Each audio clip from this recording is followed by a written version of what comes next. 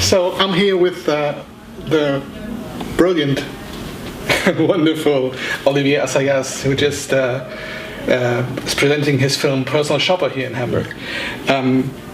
Once again, you delivered a marvelous film without even the tiniest of flaws, in my opinion. How did you come up with this wonderful story?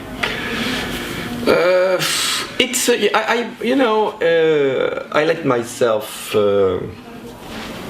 open to inspiration in a certain way, but even more so in the case of this film. I mean, it happened right after a project I had in the US, a movie that was supposed to, an American film that was shot in Canada. It fell apart like the day before shooting, and which it's something you don't wish for your worst enemy. It's tough, so after that I decided, instead of just picking an old project or something I had been working on or taking notes on, I really felt like starting from scratch. It was basically to just overcome the despair, I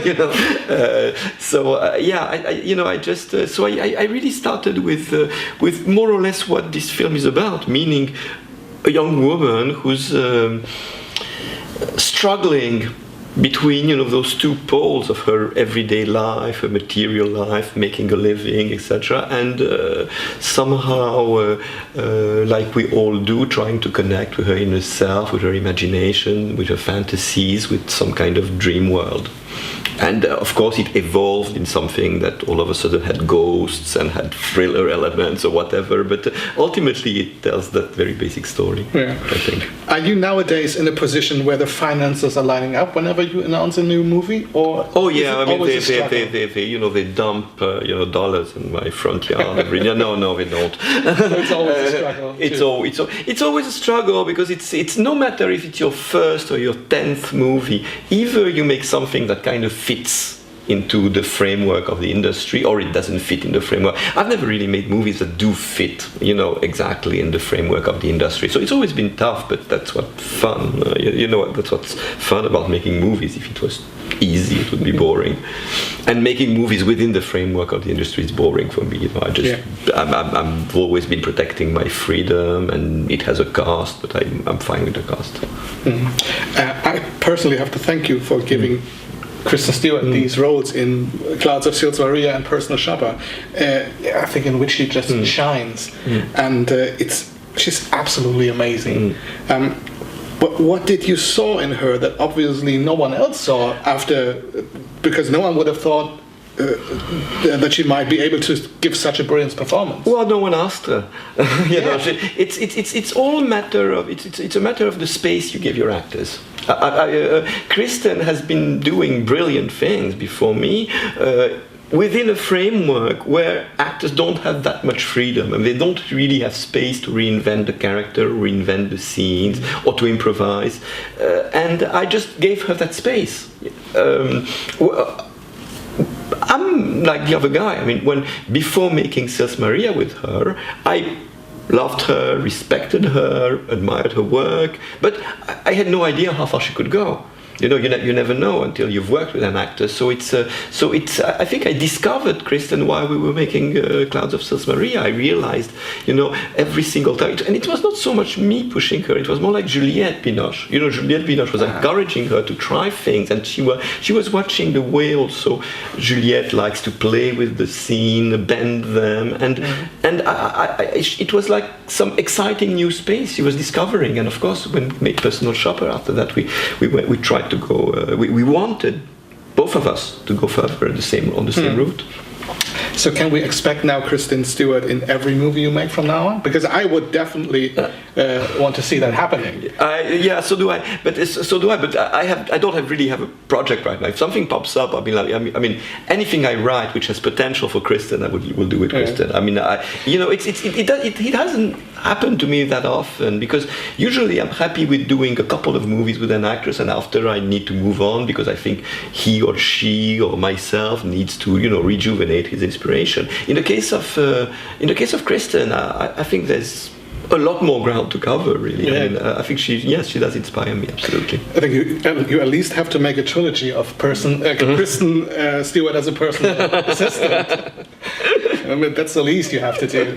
I will consider it. Thanks for the suggestion. What I like most about the film is that you have a keen eye on when to end a scene or fade to black. I have the feeling that you absolutely trust your audience, and so you fade out whenever they know what's going to happen. Yeah, when they know what's going to happen, and when I know what's going to happen, and and you don't need to fill in the blanks. Everybody will kind of fill in the blanks. But it's maybe because I've been influenced by literature more than cinema in many ways. I like the chapter structure. I like the way you take a breath at the end of a chapter and open something new in the next chapter, and it's a pace that corresponds to my way of storytelling. The film is about connections to another world, and you also use a lot of mobile phones in it, and I somehow have the feeling that there's more to it, like some kind of metaphor. It's it's the film is about another world, but it's also the existence or not of another world. But it's pretty much about being lonely, about loneliness, and what happens within you with your the stream of thoughts you have when you're on your own dealing with something that is eventually painful. I mean, here we are with a character who's mourning. It's not just the death of her brother; it's her twin brother. It's like a half of her. So it's something you can discuss with your best pal, but still, you have to make sense of it within yourself, and ideas, art, reflection, help you. So it's I think it's a process we all go through, and it has to do with this kind of invisible world that surrounds us, which is our own fantasy world, our memories, our own ghosts. We all have them. Yeah. I'm sure you've been asked this question a lot recently, but do you believe in ghosts? Well, for exactly the same reasons I just told you. It's I think we all have ghosts. I think we all believe in ghosts to some extent. We don't believe in some ghost appearing here in this room, but we do believe in presences. People we have loved and who are gone, people we dream of, people whatever we wish we would be ourselves. We are one, we are many, and what is slightly different from us ourselves but still connects with us, we call a ghost. Yeah. You're now showing the film here in Hamburg. Have you seen the city so far? Or have you No, I have not. Sadly, it's it's the sad story of film directors at film festival. They drive you from the airport. You sit in a hotel room. You do press. You introduce the film. You have dinner. You go to bed, and you move on to another film festival the next day. It's kind of, it can be a bit depressing. Yeah. You try to make the best of it, but. Okay, so what about the future? What can we expect next from you? It's that I'm at this weird moment when eventually that movie that we're supposed to shoot in the US might happen, but it also might not. I will know in a couple of weeks. But it's obviously a matter of financing.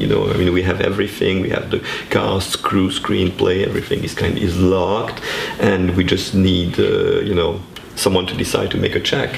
So it's if it happens, good. If it doesn't happen, I will more or less write the third chapter in the trilogy. Oh, wonderful. Okay, thank you for the interview. You're welcome. It was a pleasure. Thank you.